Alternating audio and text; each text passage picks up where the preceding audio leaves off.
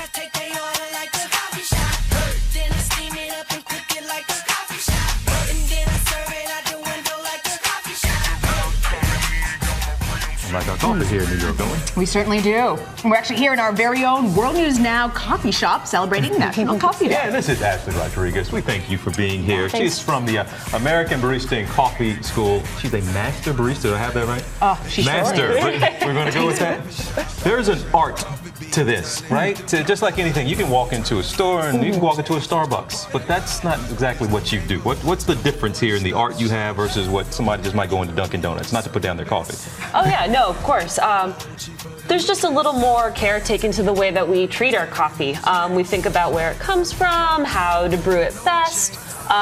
Like the coffee you guys are drinking is from Kenya. Very good. Which is really, really great. How do you brew it best? Depends on the coffee. So the way that I made it for you guys was on this little guy, this beaker called the Chemex. And is there anything wrong with the Mr. Coffee Maker? No, not at all. French press? No, nothing at all. I will say for coffee makers, they often don't get hot enough. So you want to make sure that your coffee is getting at least to 195 degrees. A lot of those coffee makers only max out to about 180. And what gives it that burn taste? Sometimes I get a horrible cup of coffee and it tastes burned. I hate that. It could be old, like it's sitting like on a burner. It could be that the roast is really, really dark. So the coffee that we're drinking is pretty lightly roasted, so it brings out a lot of those natural fruit flavors. Coffee's a fruit. It starts as a little bean and a cherry. Now, is this, and again, you maybe don't want to brag on yourself too much here, but there's an art to this, if you will, in that not everybody can do what you do. I guess what makes you this barista, as we've been calling you all morning, what does that entail necessarily?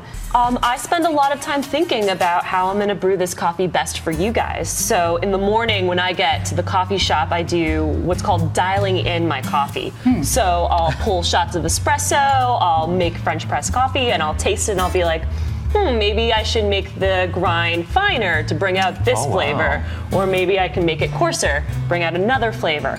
This doesn't taste quite right with milk. I think a lot about how flavors kind of interact with each other. So if you're not a barista at home, how can you make that perfect cup of coffee? Well, biggest tip is that your water is probably not hot enough. Secondly, a lot of people are storing their coffee, they think, put it in the fridge so that it'll last longer. That's a big no-no. Really? Yeah. Or the freezer. Sometimes I get beans and put them in the freezer. Oh, no, you don't want to do it. Moisture and light are your two biggest enemies for coffee. So when you put it in the fridge, you're exposing it to the moisture in there.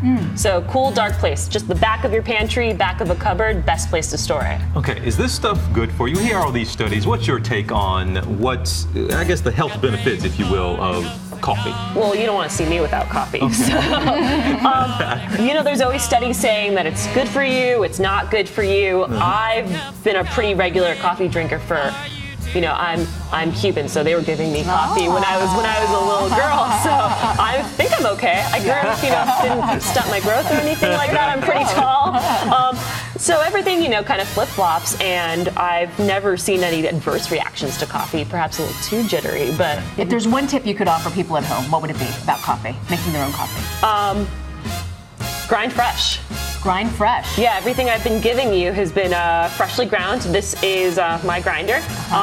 Only about $100. Really big difference instead of buying the freshly ground coffee? Yeah, it's like fresh vegetables. The minute you grind it, you lose aromatics, so grind your coffee fresh. Good to know. And are you trained to misspell people's names on the coffee cup when they put their orders in? Oh, definitely. That's what I figured.